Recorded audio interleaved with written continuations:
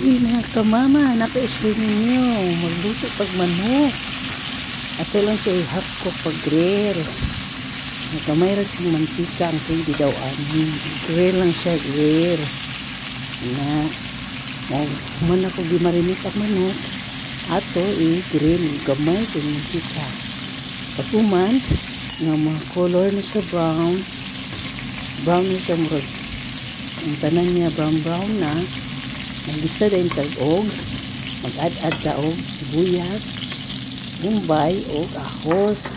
Dayon, ang katong mantikang ginamit, para siyang kuha gamay. Para dito lang ibutang ang atong ahos o bumbay. O, ana ra siya kasimple ka mama, gamay ra kay mga gamit pa. So, anak init na kayo ang mantika, ato na ilunod ang ahos o ang mga lamas, sibuyas, o silingan, espada. O, ito na siya ipakupsan gamay.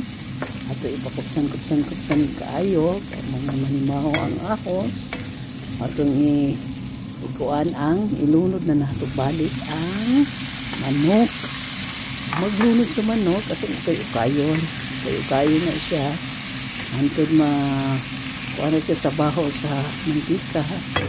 Linuda nato og ng bumbay nga gi-grill. O, tawa. Kana siya bumbay na siya nga. Daghan kayong bumbay akong gigisa. Nga gi-blender. Gi-blender na ko ang bumbay. Nga pertindahan na ito nga sa kilo nga bumbay.